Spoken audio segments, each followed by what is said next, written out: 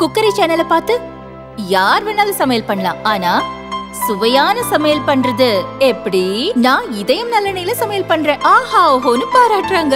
நீங்களும் இதயம் நல்லெண்ணெயில சமையல் பண்ணுங்க, பாராட்ட வாங்குங்க. தினம் தோறும் வாங்குவே இதயம் போற்றுவதற்குரிய வ.உ.சி. அவருடைய இந்த நன்னாள் நினைவு நாளில்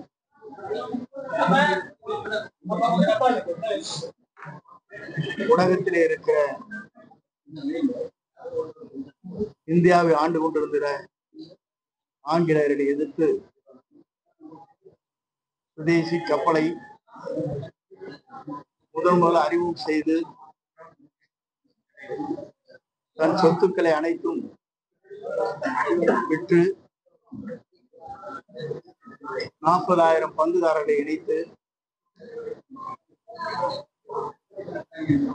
தூத்துக்குடிக்கும் இலங்கைக்கும் வணிகத்தின் மூலமாக சுதந்திர போராட்ட தியாகம் என்பது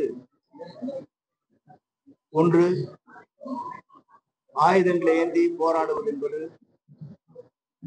மற்றொரு சாராரை சார்ந்தவர்கள் சத்தியாகிரக போராட்டத்தின் மூலமாக சுதந்திரம் பெற வேண்டும் என்கிற போது பொருளாதார ரீதியாக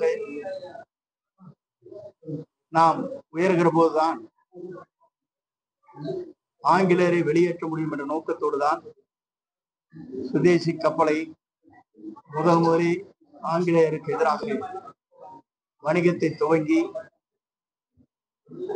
ஆங்கிலேயரை வியக்கத்தக்க அளவிற்கு அஞ்சி நடுங்கின்ற அளவிற்கு ஒரு வரலாற்றை படைத்த விடுதலை வேட்கையின் வீரராக வாழ்ந்து காட்டியவர் கப்பலோட்டிய தமிழர் வ.உ.சி. என்ற வரலாறு இன்றைக்கு இருக்கிறது. ஆங்கிலேயரை எதிர்க்கின்ற போது இதிலே வருகின்ற வருமானத்தை எடுத்து அதன் மூலமாக சுதந்திர போராட்டத்திற்கு வித்திட்டவர் என்ற முறையிலே தான் பாரத ரத்னா பெருமைக்குரியவராக என்று போட்டி போடுகிற வ.உ.சி. அவர் என்பதை நான் அந்த நேரத்தை சுட்டிக்காட்ட விரும்புகிறேன். குறிப்பாக பிறப்பு என்பது ஒரு நிகழ்வாக இருக்கும், ஆனால் இறப்பு என்பது ஒரு வரலாறாக இருக்க வேண்டும் என்பதுதான் அந்த வரலாற்றுக்கு சொந்தக்காரராக வ.உ.சி. அவர்கள் விளக்கினார் என்பது இன்றும் நினைவூட்ட நான் விரும்புகிறேன்.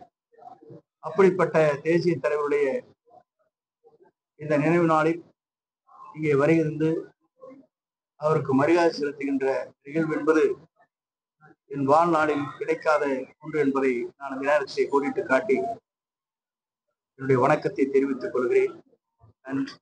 புரட்சிகள் அவருடைய புகழ் மேலும் மேலும் உயர்வதற்காகத்தான் அவர் ஆட்சி காலத்திலே இந்த மணிமண்டபத்தை கட்டி அவருக்கு பெருமை சேர்த்திருக்கிறார்கள். அந்த வரலாற்றுக்கு சொந்தக்காரராக இருக்கின்ற வ.உ.சி. வரலாறு இந்த தமிழ் மண்ணிலே என்ன உலகளவில் என்றைக்கும் நிலைத்திருக்கும் என்பதை இந்த நேரத்தை கோடிட்டு காட்டி நன்றி சொல்லி வணக்கத்தை தெரிவித்துக் கொள்கிறேன். நன்றி.